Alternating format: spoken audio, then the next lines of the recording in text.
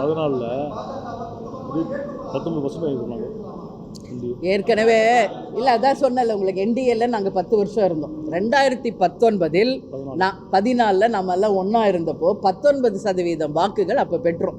சரிங்களா? அப்போ எல்லாருமே ஒன்றா இருந்து பெற்றது. இப்போ பாஜக இன்னும் இன்னைக்கு இவ்வளோ சதவீதம் வாங்கி இருக்குதுன்னா வாழ்த்துக்கள். எந்த ஒரு கட்சியும் அவங்க கட்சி ஆட்சிக்கு வரணும், வெற்றி அடையணும் தான் எல்லா கட்சியும் இன்னைக்கு உழைக்கிறாங்க. அந்த வகையில் அவங்க உழைச்சிருக்காங்க, அவங்களுக்கு மக்கள் வாக்களிச்சிருக்காங்க, சந்தோஷம். இனி எதிர்காலம் எப்படி வரும்ன்றதை அவங்க தான் அதை சொல்லணும்.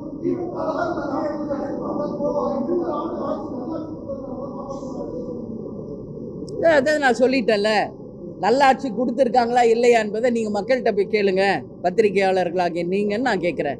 இன்றைக்கி அவங்க சட்டமன்ற தொகுதி தேர்தல் வாக்குறுதியில் கொடுத்த பல வாக்குறுதிகளை இன்னும் நிறைவேற்றலை. இப்போ பார்லிமெண்ட் எலெக்ஷன்லேயும் ஒரு மேனிஃபெஸ்டோ வெளியிட்டாங்க.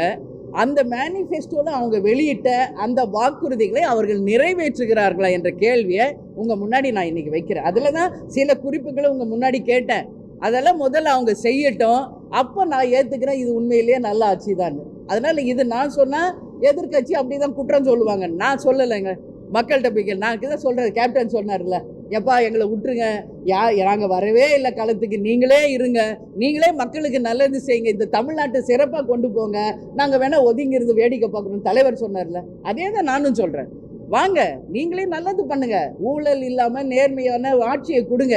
இன்னைக்கு எத்தனை லட்சம் பேர் இன்னைக்கு வேலை வாய்ப்பு இல்லாமல் இருக்குங்கிறாங்கன்றதை மனவேதனையோட முன்னாடி நான் கேட்குறேங்க. நேற்று நான் ஒரு குறிப்பு பார்க்குறேன், 54 லட்சம் இளைஞர்கள் வேலை வாய்ப்புக்காக கவர்மெண்ட்டில் அப்ளை பண்ணிட்டு வேலை இல்லாமல் இன்னைக்கு வறுமையில் வாடிக்கிட்டு இருக்காங்க. எத்தனை லட்சம் பேர் ஒரு வேளை சாப்பாடு கூட இல்லாமல் இந்த தமிழ்நாட்டில் கஷ்டப்பட்டுக்கிட்டு இருக்காங்க. எங்கே பார்த்தாலும் டாஸ்மாகும் கஞ்சாவும் லஞ்சம் ஊழலும் இதுதான் இருக்குது. எந்த சாலையாவது நீங்கள், நம்ம சென்னை சிட்டியில் இருக்கோம், எந்த ஒரு சாலையாவது பயன்பாட்டுக்குரியதாக இருக்குதா? தயவு செஞ்சு சொல்லுங்கள். இன்றைக்கி பத்திரிகையாளர்கள் நீங்கள்லாம் அந்த ரோட்டில் போகிறீங்க வர எத்தனை பேருக்கு ஸ்பைனல் கார்டு அவுட்டு ஓப்பனாக ஒத்துக்கங்க. அந்த அளவு ஒரு மோசமான சாலைகளை இன்றைக்கி நிர்வகிச்சுருக்காங்க. கேட்டால் சிங்கப்பூருக்கு இணையான ஒரு சென்னை சிட்டியை உருவாக்கணும்னு சொன்னாங்க. இதே கூவம், இப்போ தான் நான் சைனா போயிட்டு வந்து உங்ககிட்ட நான் அறிக்கை கொடுத்தேங்க, இதே கூவம் தாங்க அங்கேயும் இருக்குது.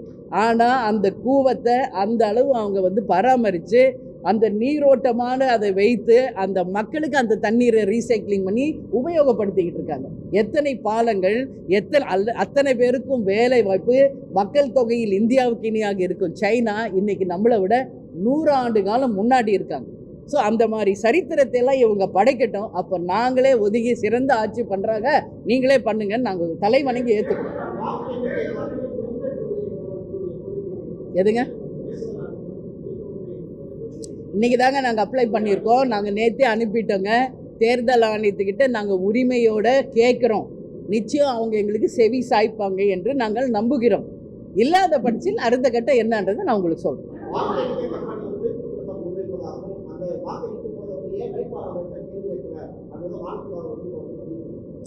அதைத்தான் அவங்க சொல்லுவாங்கன்னு தான் நான் கேட்குறேன். வேட்பாளரும் கேட்டார், எங்களுடைய பவரேஜ். ஆமாங்க, இல்லை பவர் இல்லை பவர். ஏன் மாணிக் தாகூர் பேசிட்டாராம்மா? மாணிக் தாகூர் அங்கே வரும், அங்கே தானே உட்காந்துருந்தாரு. அவர் பக்கமாக வசனமாக பேசிக்கிட்டு இருந்தார் மாணிக் தாகூர். அவரும் வாய் மூடி அமைதியாக தான் இருந்தார். அவரும் ஒரு வார்த்தை பேசலையே. ஏன் விஜய் பிரபாகர் மட்டும் கேட்குறாரு? அவர் என்ன பக்கம் வசனம் படிச்சுட்டு இருந்தாரு? அதைத்தான் நான் சொல்கிறேன். அவர் தான், அதுக்கு தான் நான் ஒரு பவர் ஏஜென்ட்டாக ஒரு முன்னாள் அமைச்சர் எங்கள் கூட்டணி சார்பாக ஒரு சீனியர் ஒருத்தர் இருக்கும்போது அவர் தான் அதை பேசணும். இவர் முதல் முறையாக இன்னைக்கு களத்தில் இருக்கார். அப்படி இருக்கும்போது அண்ணன் கேடிஆர் கேள்வி எழுப்புறார், இது தவறு நடக்குது, உடனடியாக கவுண்டிங்கை நிறுத்துங்கன்னு சொல்கிறாரு. அதுக்கு தான் அவர் சுவிட்ச் ஆஃப் பண்ணிவிட்டு என்னால் ப்ரெஷர் தாங்க முடியலன்னு கவுண்டிங்கை நிறுத்துறாரு. இதுதான் அங்கே நடந்தது. இதைத்தான் நாங்கள் கேட்குறோம். ஏன் 2 மணி நேரம் கவுண்டிங் ஏன் ஸ்டாப் பண்ணுறீங்க? ஏன் 13வது பாக்ஸ்லேருந்து 18வது பாக்ஸ்க்கு ஏன் போகிறீங்க? ஏன் தபால் ஓட்டு லாஸ்ட்டில் 1 மணி வரைக்கும் எண்றீங்க? ஏன் இந்த முறைகேடுகள் என்பது தான் எங்கள் கேள்வி. எதுங்க? இல்லை, இது தேமுதிக வேட்பாளர் என்பதனால தேமுதிக சார்பாக நாங்கள் தேர்தல் ஆணையத்திடம் நாங்கள் முறையிட்டிருக்கோம்.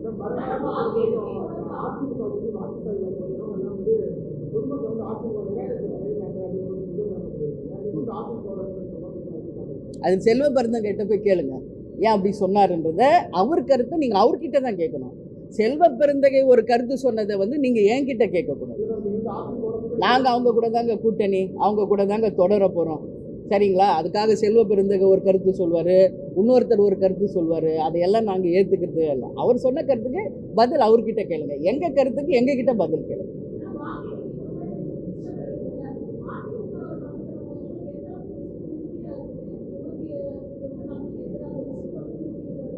நிச்சயமாக அதிமுக எல்லா வகையிலுமே நல்ல அண்டர்ஸ்டாண்டிங்கோடு தான் இந்த கூட்டணியை நாங்கள் அமைச்சிருக்கோம். சிறப்பான முறையில் இந்த தேர்தல் பணிகள் நடந்தது. இங்கே அத்தனை வேட்பாளர்கிட்டையும் கேளுங்க எந்த அளவு அவங்களுக்கு அதிமுக தேமுதிக இணைஞ்சு பணியாற்றிட்டு. மீதி 35 தொகுதியிலையும் அதிமுகவுடன் தேமுதிக நிர்வாகிகள் எந்த அளவு ஒற்றுமையோடு செயல்பட்டாங்க என்பது அதிமுகவினருக்கு தெரியும். அதனால் சிறப்பான ஒரு கூட்டணி நிச்சயமாக இந்த தேர்தலில் இல்லை என்றாலும் வருங்காலத்தில் மகத்தான வெற்றி இந்த கூட்டணி பெறும்.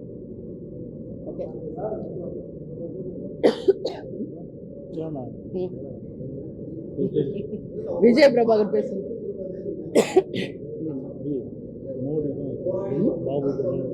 யாரு?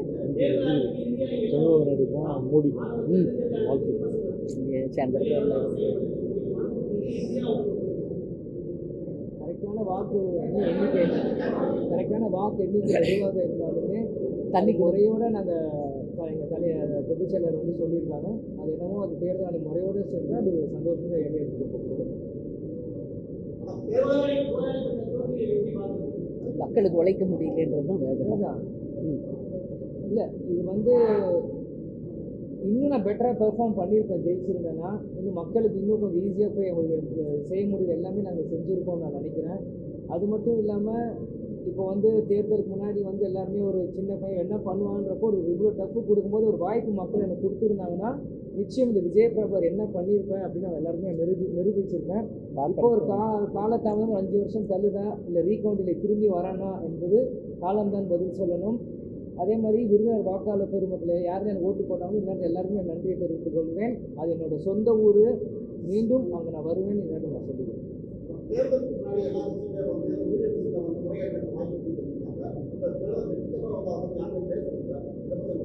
அதுதாங்க வேதனையான ஒரு விஷயம் நான் சொல்கிறேங்க. அப்போ எதுக்கு ஜனநாயக திருவிழான்னு ஏன் சொல்கிறீங்க? ஆட்சியாளர்களின் திருவிழான்னு சொல்லாமல இதை மாற்றி யார் ஆட்சியில் இருக்கிறாங்களோ அவங்களுடைய திருவிழா. 40 ஆட்சியாளர்களையும் ஜெயிச்சதான் அறிவிச்சுட்டு போயிருங்கன்ற. இதுக்கு எதுக்கு ஒரு திருவிழா? இதுக்கு எதுக்கு ஒரு தேர்தல்? இதுக்கு எதுக்கு ஒரு டைம் வேஸ்ட்டு? எதுக்கு இவ்வளோ எத்தனை கோடி இது வந்து கவர்மெண்ட்டோட காசு இதில் செலவு? எதுக்கு ஆட்சியாளர்களின் திருவிழா என்று மாற்றி அமைக்கணும்னு நான் கேட்டுக்கிறேன். இன்றைக்கி விஜய் பிரபாகர் அவர்களுக்கு வாக்களித்த அனைத்து விருதுநகர் தொகுதி மக்களுக்கும் தேமுதிக சார்பாக என்னுடைய பணிவான நன்றிகளை தெரிவித்துக் கொள்கிறேன். நிச்சயமாக வெற்றி பெற்று மிகப்பெரிய அளவில் விருதுநகர் மக்களுக்காக உழைக்க வேண்டும் என்று உறுதியாக இருந்தார். நிச்சயமாக கேப்டன் ஆசீர்வாதம், தெய்வத்தின் துணை இருந்தால் ரீகவுண்டிங்கில் அவர் ஜெயிச்சா மீண்டும் வந்து உறுதியாக விருதுநகர் மக்களுக்கு சேவை செய்ய தயாராக இருக்கார். அதனால் எது வந்தாலும் நாங்கள் ஏற்றுக்கொள்ள தயாராக இருக்கோம். அப்படி இல்லை என்றால் 26 இருக்கிறது சட்டமன்ற தேர்தல். நிச்சயமாக அவர் வந்து தேர்தலில் அத்தனை வேட்பாளர்களும் நின்று ஜெயிச்சு மக்களுக்காக நாங்கள் உழைப்போம், கேப்டன் எங்களுக்கு கொடுத்த பாதையில் பயணிப்போம் என்பதை தெரிவித்துக்கிறோம். நன்றி, வணக்கம்.